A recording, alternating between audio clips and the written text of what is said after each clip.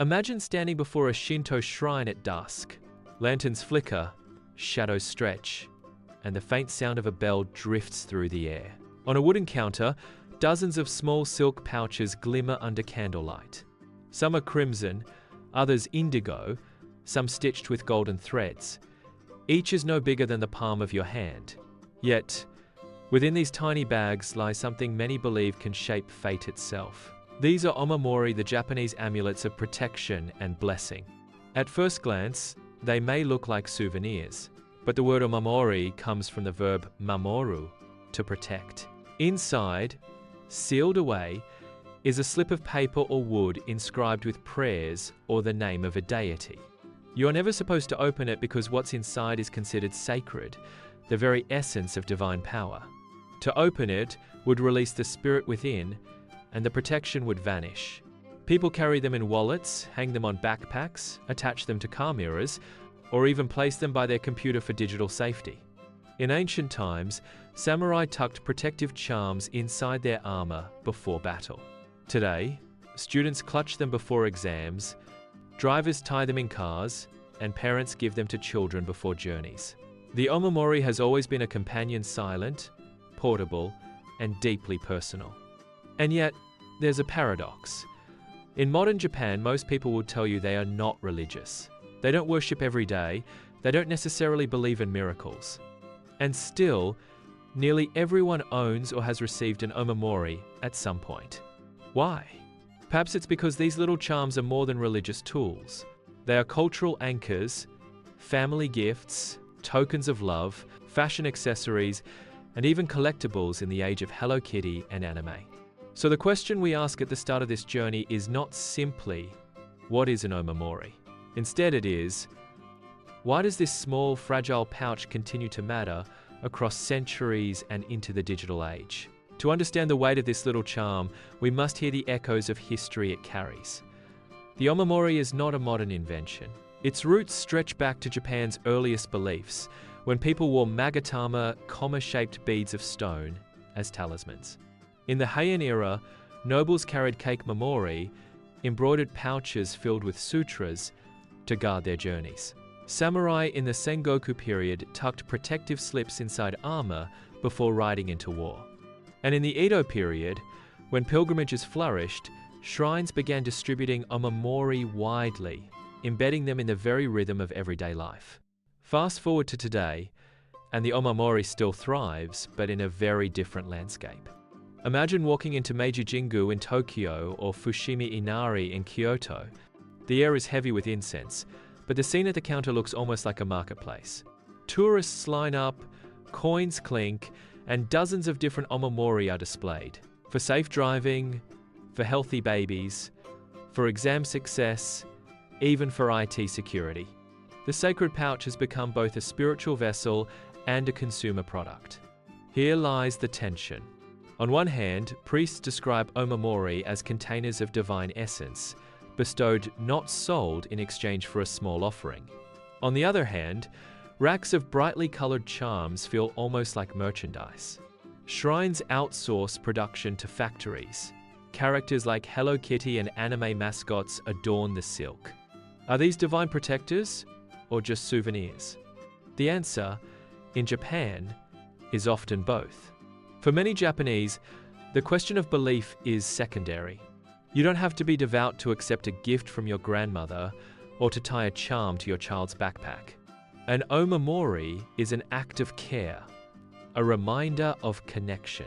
And that duality, the sacred and the secular, the ancient and the modern, makes it more than just an object. It becomes a mirror of Japan itself, a culture that can embrace science and technology while still carrying a silken pouch that whispers of spirits. And so, as we begin our journey into the world of Omamori, we must keep this paradox in mind. A charm both divine and commercial, ancient and kawaii. An object that lives between faith and fashion. So here we are, standing at the threshold of our journey. A small pouch of silk, no bigger than your hand, but layered with centuries of ritual, belief, commerce, and affection. Is it a relic of the past, or a tool for today? Is it sacred, or is it simply cute? In Japan, the Omamori answers with silence. It never speaks, it never promises directly. Instead, it travels with you. It swings from your bag as you cross the city. It rests in your car as you drive late at night. It hides in your wallet during an interview. It is there when you stumble and when you succeed. Always present, never loud. And that's what makes it fascinating. A nation that calls itself non-religious still lines up to receive them. A society built on skyscrapers and microchips still finds comfort in a thread-sealed charm. This contradiction is not a weakness, it is a window into the Japanese spirit. A way of living where tradition and modernity are not enemies, but companions. As we move forward, we will peel back the layers. Where did Omamori come from? Why did they survive the rise and fall of empires, the arrival of Buddhism, the separation of Shinto and Buddhism, even the digital revolution? And how do they continue to evolve in an age when belief itself is questioned? These questions will guide our story. But first, we step back in time to the ancient roots of the Omamori, long before silk pouches, long before shrines sold them at counters. To a time when stones, bones, and prayers were the first guardians of the human heart. Long before shrines sold silk pouches, Japan's earliest people looked to nature for protection. In the Jomon period, thousands of years ago, hunters and gatherers carved magatama, comma-shaped beads of stone or jade. These beads were worn close to the body, not as decoration, but as guardians. They embodied life, death, and rebirth, believed to hold spiritual power against misfortune. Bones, stones, even shells were carried as charms, rooted in animism, the idea that every object and creature carried a spirit. By the Heian period, this early practice had evolved under new influences. Buddhism and Taoism, arriving from China, brought with them sacred scriptures, talismans, and rituals. Aristocrats of the court began to wear cake, mamori embroidered pouches containing sutras or tiny statues of Buddhas. They were often worn outside the robes, especially during long pilgrimages to temples like Kiyomizu-dera or Ishiyama-dera. For the noble elite, protection meant both spiritual safety and social display. These early forms of protection were not yet called Omamori, but the principle was the same: to carry something sacred, something infused with invisible force, wherever you went. It was less about fashion and more about survival. In a world filled with disease, accidents, and uncertain travel, a talisman was a reminder that unseen powers might guide your steps. We can already see the seeds of what would become the Omamori, portable, personal, and deeply tied to both religion and culture. From magatama beads to sutra-filled silk bags, these early practices planted the idea that sacred protection could be carried in the palm of your hand. If the Heian era gave us aristocrats with sutra-filled pouches, the age of the samurai gave us warriors with talismans tucked into their armor. During the turbulent Sengoku period, when Japan was torn by civil war, life was precarious. Battles were fought with steel and fire, but many samurai also trusted in charms of paper and wood. Priests at temples would inscribe protective prayers onto slips of parchment, sometimes directly onto armor plates, or even onto small wooden tags. These were placed close to the heart, a silent shield against death. Historical accounts describe generals who carried Buddhist images or Shinto talismans before entering battle. These objects were not decorative, they were insurance against fate. A warrior could not control the swing of an enemy's sword, but he could believe in the power of a charm. Faith became part of the armor. The practice was widespread. Temples and shrines benefited as demand for protection surged. Soldiers sought amulets for victory, survival, and safe return. These battlefield talismans marked an important shift. The Omamori tradition moved from the elite court into the hands of common fighters. It was no longer just aristocrats who wore them, ordinary foot soldiers also sought divine aid. In this period, the concept of Omamori began to crystallize objects not just for general protection, but for specific purposes: victory in war, protection from arrows, strength in duels. What had once been broad symbols of luck now carried sharper intent. And while many samurai died despite their charms, the rituals persisted. because belief itself offered courage, a kind of armor for the spirit. This wartime devotion set the stage for the Edo period, when peace and pilgrimage transformed Omamori again, from battlefield talismans into everyday companions for travel and life. With the arrival of the Edo period, Japan shifted from centuries of war to a rare age of peace. Roads expanded, cities flourished, and a new culture of travel took root. For the first time, commoners could journey not only for survival, but for leisure and devotion. Pilgrimages became a national passion. Tens of thousands walked to the Eisgrand Shrine or along the Saigoku route of 33 Kannon temples. Along these journeys, Omamori took on a new role. No longer confined to warriors or nobles, charms became accessible to farmers, merchants, and artisans. Shrines and temples distributed small pouches of protection to travelers, some for safe journeys, others for health or success in business. These were practical talismans, yet they also became proof of travel, tokens to carry home. This is where Omamori began to intersect with another Japanese tradition, omiyage, the culture of souvenirs. Pilgrims would return with charms not only for themselves, but for family and neighbors waiting at home. A piece of cloth or paper, blessed by a shrine, carried the aura of the sacred site. To give it as a gift was to share both protection and the story of the journey. The rise of monsenmochi, bustling towns outside temple gates, further commercialized the practice. Rows of shops sold food, lodging, and trinkets alongside protective charms. Religious devotion merged seamlessly with entertainment and tourism. What had once been battlefield talismans were now part of everyday travel culture, entwined with markets, theater, and tea houses. By the late Edo period, Omamori had become a familiar sight across Japan. Whether one prayed to the sun goddess Amaterasu at Ise or to Kannon at a mountain temple, the act of receiving a charm was both sacred and social. In this era, Omamori truly became part of the common people's lives. A portable reminder that the divine traveled with you, step by step, along the road. The dawn of the Meiji era in the late 19th century brought sweeping reforms to Japan. The government pushed modernization, Western science, and a new political order. But in the realm of religion, one change stood out. The policy of Shimbutsu Bunrai, the separation of Shinto and Buddhism. For centuries, shrines and temples had coexisted, often blending their rituals. Now, they were forcibly divided. This separation had a profound effect on Omamori. Before, both Buddhist temples and Shinto shrines distributed protective charms.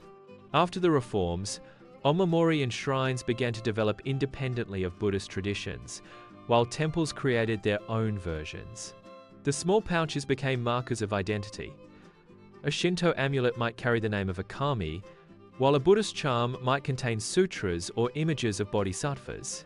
At the same time, Japan was modernizing rapidly. Trains crisscrossed the nation, factories rose, and a new urban middle class emerged. Omamori adapted to these changes. Charms for safe travel became popular in an age of locomotives and steamships. Later, as education expanded, charms for academic success gained new importance. The form also evolved, from simple pouches to variations that could be attached to wallets, bags, or even worn as accessories. The Meiji era also laid the groundwork for commercialization. As shrines lost state funding in the post-war period, they leaned increasingly on the sale, or, more properly, the bestowal of Omamori to sustain themselves. Factories began producing them in bulk, using silk, paper, and eventually synthetic materials. Even as production industrialized, rituals of blessing kept the objects tied to the sacred. By the 20th century, Omamori were no longer rarefied items. They had become part of daily life in a modern nation. Soldiers carried them into World War II, students clutched them before exams, and drivers tied them in cars. In each case, the form remained simple: a sealed pouch, never to be opened, carrying prayers through the turbulence of modern times. From magatama beads to battlefield talismans, from Edo pilgrimages to Meiji reforms, the Omamori had transformed again. An object constantly reshaped by history, yet still serving the same purpose: protection in every age. One of the most fascinating qualities of Omamori is how it blends the sacred with the secular.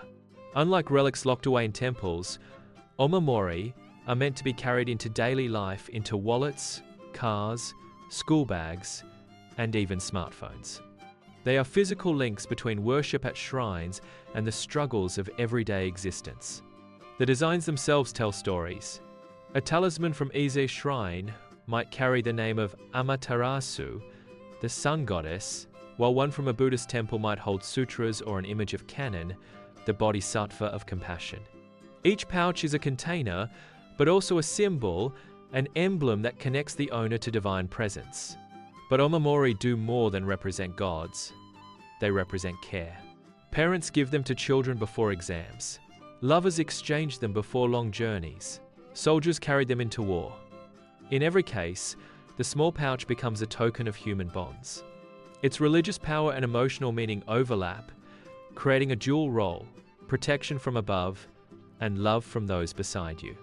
Over time, this blending of sacred and personal has shaped Omamori into cultural symbols. They are not just tools of faith, but also social gestures, status markers, and aesthetic statements. In the act of giving or receiving an Omamori, one does not simply acknowledge religion, one participates in a shared cultural ritual. This dual nature explains why Omamori has endured in modern Japan. Even in a society where many claim not to be religious, almost everyone recognizes the significance of a charm. It is not only about belief in divine protection, but about continuity, carrying tradition, love, and identity in a small silken pouch. If Omamori once symbolized solemn prayers, modern Japan added another layer: Kawaii culture. Beginning in the 1980s, Japan's obsession with cute aesthetics spread through toys, fashion, and even city planning. Omamori, too, embraced this wave. At shrine counters today, you'll find charms shaped like chubby animals, pastel-colored pouches, or even cartoon characters. Zodiac animals become soft, rounded mascots. Fierce warriors appear as plush-like figures with tiny arms and legs. Even Jizo, the guardian of children, is sometimes depicted as a snowman-shaped charm with a smiling face. Perhaps the most famous example is Hello Kitty. Though not a religious figure, she has appeared on Omamori across Japan. Shrines understood her marketing power, a familiar, global icon that could draw younger visitors and tourists. A charm with Hello Kitty printed in priestly robes is not just an amulet, it's a crossover between the sacred and pop culture. This transformation might seem irreverent, but it reveals something deeper about Japanese culture. Cute is not trivial. It represents a cultural mood rebellion against adulthood, a desire for softness in a demanding society. By embedding kawaii design into Omamori, shrines and temples made them approachable, attractive, and commercially viable, without losing their ritual blessing. For many, the design itself becomes the reason to choose one charm over another. Some buy Omamori less for the prayer inside, and more for the way the pouch reflects their personality: cheerful, romantic, playful, or serious. A collection of charms, each with different colors or mascots, can function as both spiritual protection and fashion statement. This kawaii turn does not erase Omamori's sacred roots. Instead, it shows the adaptability of tradition. A silk pouch bearing the essence of a deity can also be a pink rabbit or a smiling cartoon. By weaving together old and new, Omamori stay alive, relevant to children, teenagers, and adults alike. Omamori are not just colorful pouches, they are canvases for stories. Across Japan, shrines weave mythology and morality into their designs, turning each charm into a portable tale. Take the story of the White Rabbit of Inaba. In ancient myth, the rabbit was wounded but healed through divine intervention and ultimately gained happiness through the help of Kuninushi, the great deity of Izumo. Today, charms bearing the White Rabbit are sold for wish fulfillment and even pet safety. The image ties a modern concern caring for animals to an ancient tale of healing and blessing. Another example is the three wise monkeys at Nikko Toshogu Shrine. Their famous poses "see no evil, speak no evil, hear no evil" have long been a lesson in moral conduct. When used on Omamori, the the three monkeys become guardians of general well-being. Often they are drawn in a cute, playful style, transforming solemn wisdom into a charm that appeals to young visitors while still carrying its ethical message. Through these stories, Omamori serve as bridges. They link the sacred realm of kami and Buddhas with human concerns, love, safety, prosperity. And they make these abstract values tangible through imagery. A child does not need to read a sutra to understand a smiling rabbit or three playful monkeys. The picture itself communicates blessing. This use of narrative imagery also re-enchants the objects in a secular age. Even when people approach shrines as tourists rather than devotees, the charm still speaks through its story. You may buy a rabbit-shaped Omamori because it is cute, but you also inherit the myth that shaped it. Tradition survives not only in ritual, but in the quiet persistence of stories embroidered on silk. In this way, Omamori become more than tokens. They are vessels of narrative pouches that carry legends, morals, and cultural memory, stitched into fabric and carried into the everyday. Omamori are not just about personal protection. They are vessels of continuity, objects that carry cultural memory across generations. To give or receive a charm is to participate in a ritual older than memory itself. In many families, grandparents still gift Omamori to grandchildren on their first school day. A mother may keep the same charm by her bedside through pregnancy. A traveler might buy one at a famous shrine, not only to feel safe on the road, but to bring back a piece of tradition for loved ones. In each case, the act is more than symbolic. It is a transmission of values, a reminder that you are part of something larger than yourself. This continuity is also national. Shrines and temples rely on Omamori not just for income, but for connection. They embody Japan's way of making religion both public and personal. Even if someone claims to be non-religious, carrying a charm places them within a shared cultural story. The pouch itself becomes a miniature shrine, traveling with a person through modern life. At festivals, you see this legacy on display. Stalls overflow with charms for every need: love, health, career, exams. Children's eyes light up at the colorful designs. Elders nod with quiet recognition. In these moments, the sacred, the commercial, the emotional, and the aesthetic all converge. The charm is not reduced by these layers, it is enriched. And so, Omamori are more than souvenirs, more than lucky tokens.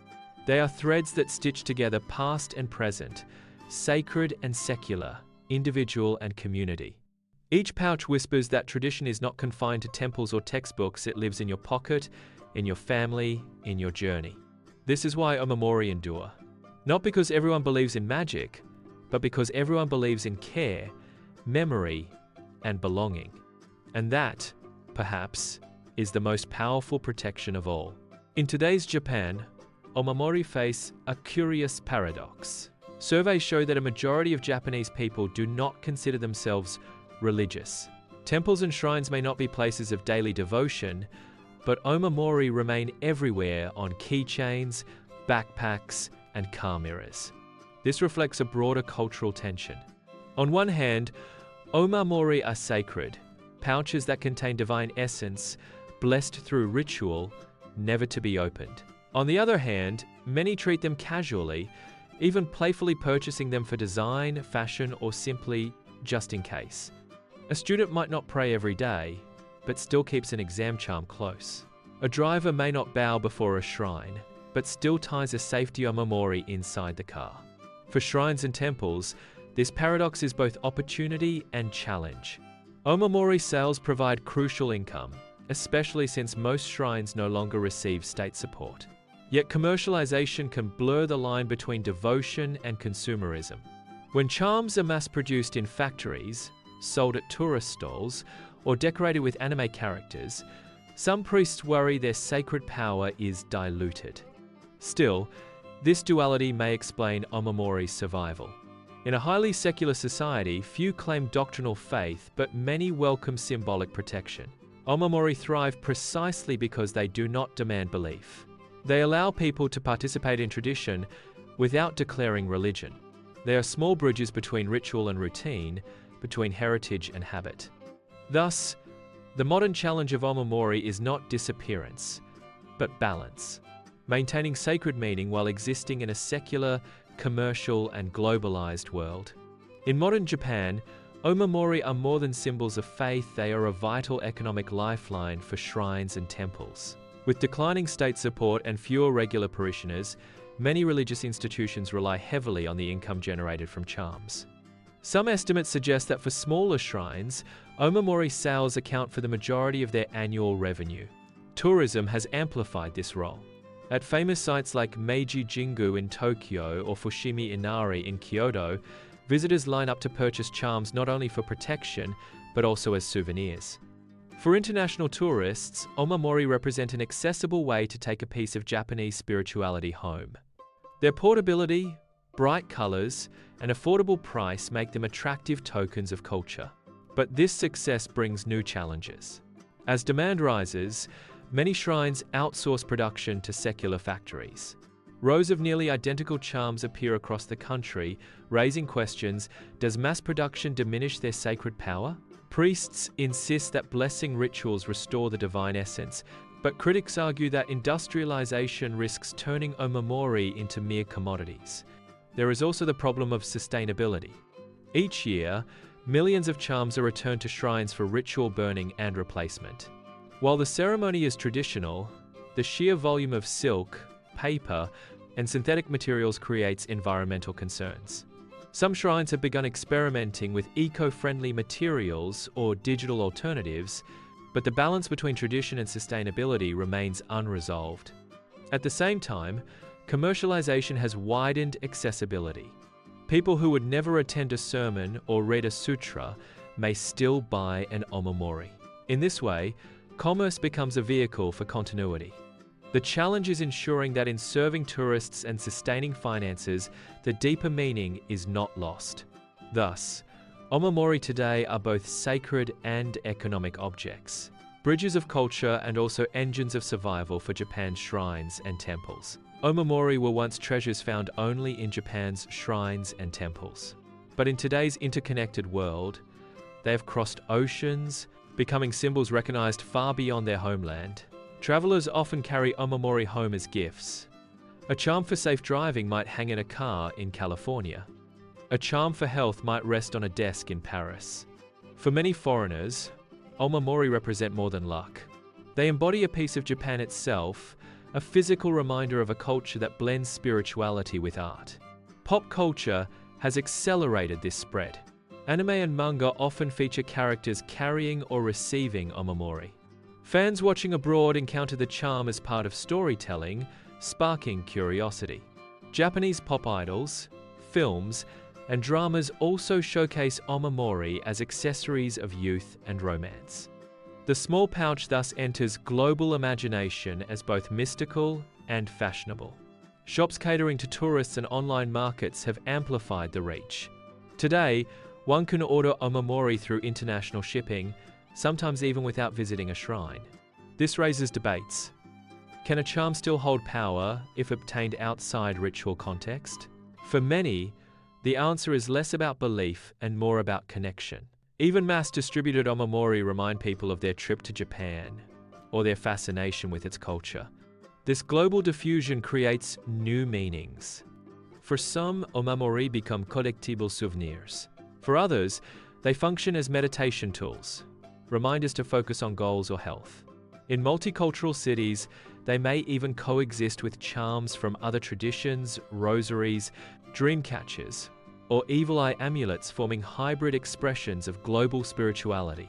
The global journey of Omamori highlights a paradox. While rooted in Shinto and Buddhism, they have become ambassadors of Japanese culture to the world. In this role, they are not only sacred protectors, but also cultural messengers, carrying Japan's blend of faith, art, and resilience across borders. As the world shifts into the digital age, Omamori face a new frontier. In a society shaped by smartphones, apps, and online commerce, can a sacred silk pouch still carry meaning? Or must the tradition itself evolve? Some shrines have already experimented with digital Omamori. Apps allow users to download virtual charms onto their phones, icons that promise the same blessings as their physical counterparts. For overseas audiences, websites now offer international shipping, enabling someone in New York or London to order Omamori directly from Kyoto. These innovations extend accessibility, but they also raise uncomfortable questions. Can a charm downloaded as an image truly be blessed? Does a factory-made pouch shipped abroad carry the same spiritual weight as one received directly at a shrine after bowing and offering coins? Some priests welcome digital outreach as a way to keep tradition alive in a globalized world. Others worry that convenience erodes authenticity. The digital age also transforms Omamori's role. More than protection, they become tools of mindfulness, daily reminders to slow down, breathe, and reflect. A charm on your phone screen may not repel misfortune, but it can remind you to drive carefully, to study diligently, or to value health. In this way, Omamori's function adapts, less about supernatural intervention, more about psychological support. The challenge for the future lies in balance. How can shrines preserve ritual sanctity while embracing technology? How can they sustain themselves economically while avoiding turning Omamori into pure merchandise? And how can they speak to younger generations who live more online than in temples? Omamori's survival has always depended on adaptation, from magatama beads to silk pouches, from battlefield talismans to kawaii mascots. In the digital age, the question remains the same: how to remain sacred while changing with the times. The answer, perhaps, lies not in choosing between tradition and technology, but in weaving them together, just as Omamori have always woven protection with beauty and faith with daily life. At the end of our journey, we return to a simple object, a silk pouch no bigger than your hand. For centuries, Omamori have promised protection, but they also pose a deeper question. Why do humans, across cultures, create small objects of faith, amulets, rosaries, talismans, and carry them so close to the body? In Japan, Omamori show us that belief is not always about doctrine. Most people who carry them may not identify as religious, yet they still find comfort in having one nearby. This reveals something profound. Faith is not only about worship, it is about connection. Omamori embody connections to ancestors, to family, to tradition, and to places that matter. They are reminders that humans crave protection not just from gods, but from each other. Seen this way, Omamori are less about superstition and more about storytelling. Each pouch tells a tale of continuity, from magatama beads to silk bags, from warriors on battlefields to students before exams. The small fabric object holds within it the story of Japan itself, a nation that blends the sacred with the everyday, the ancient with the modern. As we reflect, Omamori invite us to ask, what are the objects we carry today? A smartphone, a lucky coin, a necklace from a loved one, each may function as a modern talisman. They may not be blessed at a shrine, but they still embody memory, care, and identity. The form changes, but the impulse remains. Thus, in this tiny pouch lies a universal lesson. To be human is to carry meaning in our hands, to weave faith and memory into things small enough to hold, yet large enough to shape our lives. Omamori are more than religious tokens, they are mirrors of Japan's cultural identity. They reflect the nation's ability to harmonize opposites, ancient and modern, sacred and secular, personal and collective. In this way, the small silk pouch tells a larger story about Japan itself. Consider how Omamori embody wa, the Japanese value of harmony.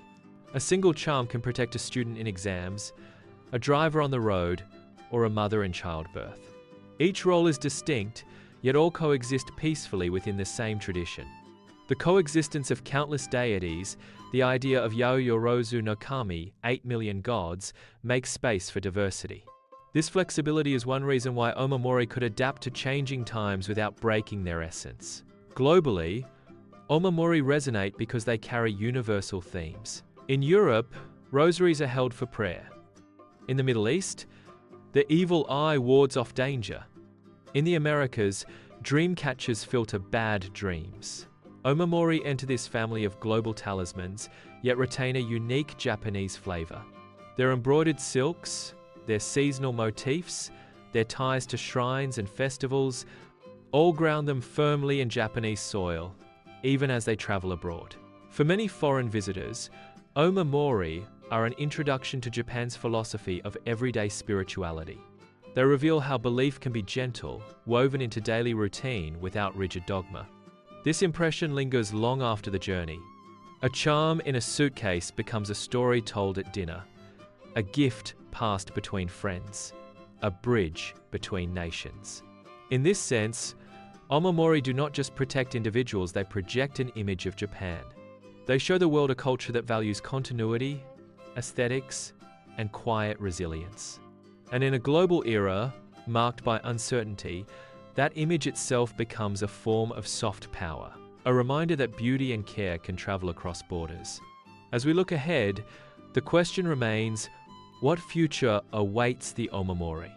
The world is changing rapidly. Shrines stand in the shadow of skyscrapers. Children grow up with smartphones in hand. Faith is often replaced by science, tradition by convenience. And yet, Omamori continue to survive not as relics, but as companions. The strength of Omamori lies in their adaptability. They have crossed centuries of war, reform, and globalization, reshaping themselves each time. From jade magatama to silk pouches, from battlefield talismans to kawaii mascots, and now to digital icons, Omamori have always found a way to stay relevant. Their lesson is clear. Tradition does not need to resist change, it needs to flow with it. Perhaps this is why Omamori matter now more than ever. In an age of uncertainty, climate change, pandemics, technological disruption, people everywhere seek anchors of meaning. A charm, small and silent, cannot solve these crises. But it can remind us that care, continuity, and hope are values worth carrying forward. In that sense, Omamori are not just Japanese, they are universal. For Japan, Omamori will likely remain part of cultural identity, even if belief continues to shift. They will appear at shrines and festivals, in classrooms and cars, and increasingly, in digital spaces. For the world, Omamori may become cultural ambassadors' gifts, collectibles, and reminders that spirituality can be humble, portable, and beautiful. So, when you next see a small pouch tied to a bag or glowing on a phone screen, pause for a moment. Remember that within it lies not only a prayer, but centuries of history, the resilience of a people, and the hope that even in fragile things, we can find strength. Omamori ask us not to believe blindly, but to care deeply, to see protection not as a miracle from above, but as a bond we weave with each other across time. In the end, perhaps the greatest power of Omamori is this, to remind us that even the smallest objects can carry the weight of tradition, the spark of beauty, and the promise of tomorrow. Omamori have taken us on a journey from ancient beads to silk pouches, from battlefields to classrooms, from shrines to digital screens. They remind us that even the smallest object can carry centuries of memory and the hope of tomorrow. If this story has moved you, we invite you to stay with us. There are countless more tales hidden in Japan's traditions, stories of shrines, festivals, and the people who keep them alive. By subscribing to this channel, you'll not only follow the journey of Omamori, but also discover the wider world of Japanese culture, where myth and modern life continue to meet. So join us.